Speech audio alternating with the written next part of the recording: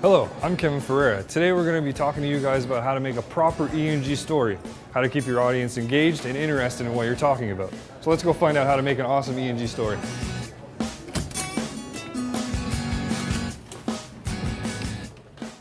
ENG is the acronym for Electronic News Gathering.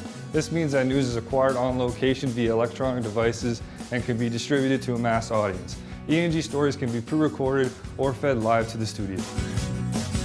An ENG story often consists of stand-ups, voiceovers, B-roll, streeters, an expert interview, pieced together in a way that will tell a story. There is many combinations of equipment you can use to shoot an effective ENG story, as you can see here on the screen. To keep it basic, today we're going to use a Panasonic P2 with a tripod, a wireless lavalier microphone, as well as a handheld microphone, and an LED light. An ENG is always based on a story. To deliver that story effectively, you need to tell it from an angle that will both interest your audience and effectively engage them. After your story is set, you now have to choose your location. Your location has to relate to your story. For example, if you're doing a story on Mohawk College, you wouldn't stand in front of a plain white sign with a whole bunch of random things in your background. Instead, you would want to pick something relevant to your story, like here outside the Mohawk College sign. This just adds to your story and makes it more engaging to your audience. An essential part to your ENG story is the stand-ups. Usually you would use a hand mic with an appropriate mic flash. Stand-ups are most commonly used in the beginning to introduce your story and at the end to send it back to the newsroom. The stand-up is shot in a location that relates to your story. For example, if you're doing a story on Booster Juice at Mohawk, your stand-up will be most effective in front of Booster Juice.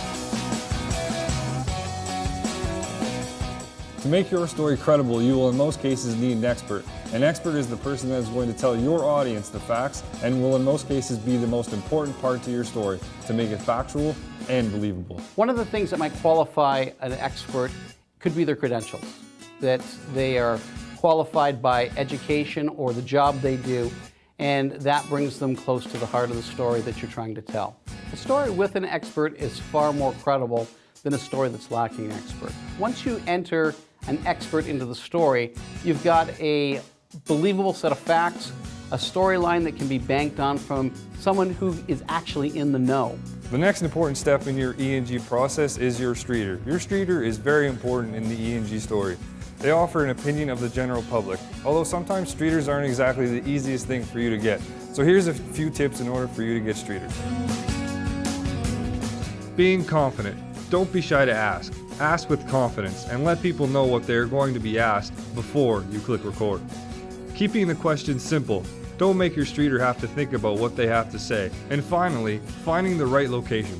Find a location that will relate to your segment. If it is on Mohawk, don't go to McMaster to find streeters. Now your ENG story is almost complete. Another thing that you will need to bring your story all together is your voiceovers and B-roll. Your B-roll is used to illustrate the topic of your story to make it more visually enticing to your audience. Your voiceovers can be used to enhance your B-roll and connect your story from one part of the story to another to make sure that it flows. Your voiceovers are also used to set the pace and feel of the story. That's your ENG story. Your stand-ups, expert, streeters, B-roll, and voiceovers are all key ingredients in making a credible ENG story.